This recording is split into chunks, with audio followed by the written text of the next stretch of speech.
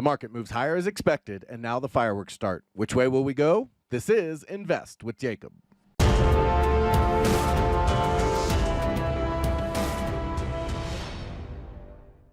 Okay, guys, so in yesterday's video, we talked about the fact that the NASDAQ's most probable path was a wave 2 higher, and if that happened, it would pull ES up to new highs, and that's basically what happened. The NASDAQ started to move higher, and the ES just missed making a new high, but the SPX did. Now the question is, where do we go from here? I'll get into that in just 1 second, but first, if you're new here, welcome to the show, guys. My name is Jacob Gabbard, and this is Invest with Jacob, where we use Elliott Wave Theory to break down the SP 500 and the NASDAQ. I highly encourage you to hit that subscribe button down below so that you can get our daily S&P updates, our trade setups, and our buy alerts. All right, guys, with NASDAQ moving up toward its wave 2 target, it did bring ES with it, so let's jump into the chart and take a look. Okay, guys, so here we are on the 1-hour futures chart for the S&P 500. As I said, if this did start to come back to make a new high, this would be a wave 3 high, a wave 4, and then up in 5 to complete the move. And off of this low, because wave 4 did pull back off of that high into wave 1 territory, it would be a diagonal. So we would look at this as an overall ABC for 1, ABC for 2, ABC for 3, ABC for 4, and then A, B, and we're trying to get C done here for 5. So with that, the move up here should be targeting between the 46.14 and 46.39 areas. That is the 1618 of the 1 and 2 of 4 here, or the A and B of 4, I should say, as well as the 1, 2, 3, 6 of the bigger move. And this is what you're really trying to target here on a wave 5 is the 1382 to 2.0. So the 46.1475 or 46.14 to 46.40 area, which we talked about in yesterday's video, would be the target for this wave 5. We would look for it to finish, and once it does finish, assuming this diagonal plays out, you would look for sharp selling to the downside back to the origination point, which would be this 45.60 area. We saw this on the NASDAQ when they sharply sold down last week, and you can see it again here on the ES. So the ES does look like it wants to make another high. It already kind of got there. It didn't quite here, but on the SPX, they did make a high. ES was just a little bit short, and it closed basically at the highs. So we would expect it to push up again. That 46.14 to 46.40 area would be our target. If for whatever reason they cannot continue to push higher at any point, because the SPX has already made a new high, at any point up here they can turn. And if that's the case, we would look for downside to be quick selling down toward the origination point. And from there, we would look at the structure that we're getting to decide what kind of move down we're looking at. Over on the NASDAQ, we do have a pretty clean 5 waves down, and then we said we should be looking for an ABC type move up in wave 4, and so far that's what it's looking like.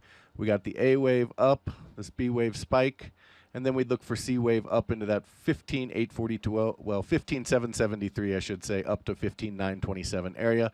This would be the target for this wave 2, and then we'd look for a 1 down and a 2 up, and then on down from there.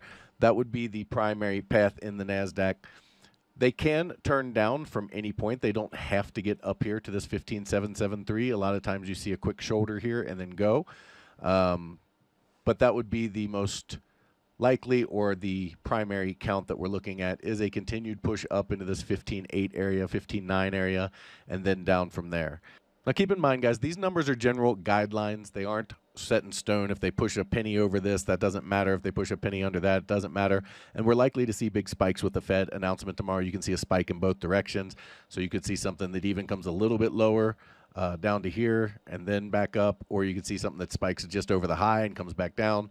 So these numbers are guidelines. They are the primary path, but when we have big catalysts like we have tomorrow, the Fed announcement, that will be likely to see spikes in both directions. But these guidelines are the resistance you should look for. If they start to push strongly through this 15,927 area, then we could see them push up through this top here. I don't think that will be the case, but just something to keep in mind. Guys, if you love the information that I put out in these videos and you want real-time market updates from me, you need to check out investwithjacob.com. There's a link down in the description. Go ahead and click that link, and it will take you right over to the website. Once you're there, check out our membership plans area. We have 2 incredible plans, and they both come with a 7-day free trial because I want you to get in there. I want you to make sure you love it, and I want you to become part of our trading team before you ever spend a penny. You can cancel at any time. We also have our Elliott Wave for Beginners course. It's an a la carte course for $67. It's 25 videos where I break down the mindset and how Elliott Wave actually works and what you need to understand about Elliott Wave, the chart setup and tools, how they work together with Elliott Wave to give you topping and bottoming signals, as well as the Elliott Wave for Beginners course where I go through each wave, all of its failure points, all of its targets, how we find them, all that kind of stuff, so that you can understand the market for the first time instead of trying to decipher these news cycles. The cool thing about this course is if you don't want to buy it a la carte, it is included in both membership rooms. In our first room, the Invest with Jacob room, you get all of my real-time market updates, all of my buy and sell alerts, all of your Elliott Wave questions answered, a midday video where I go over exactly where we are in the counts and what to expect, as well as the training material you just saw. We trade the SPY and the QQQ and we swing trade, which means our trades can last anywhere from a few days to a few months, so we don't trade quite as often as a day trading room does. However, if you are interested in day trading as well as individual stocks, you should check out PT's Throne Room. In there, you get everything you get in the Invest with Jacob room as well as individual stocks day trading. And PT's reduced risk binary method that absolutely crushes the market. He gets you in at a cheap price and gets you big multiples on your money, and it's how he structures his trades that's so unique. Something you kind of have to see to understand, and that's another reason we give you that 7-day free trial. He also started a challenge account where he put $4,000 into an account trading mini ES futures averaging 3 to 4% gains per week, showing you how to build a small account into a large retirement or savings account. Guys, we would love to have you in these rooms so we can all make money together. All right, key takeaways for today. We did get the push higher over the high. We would expect them to extend up towards 46.14 to 46.40 for this wave 5 top, and then look for selling here. This is going to be an ending diagonal with the overlap of 4 and 1. We would look for that kind of move to the downside after they push up. However, anytime in this push up, they can try to reverse it. They don't have to get all the way to the target, but I would assume and expect them to hit the 46.14 area as a minimum. Over on the NASDAQ, same thing we've been talking about. They got their AB in place. Now we're looking for the C wave up toward the 15,842, 15,927 area. Again, same as the ES, they can try to reverse this at any time.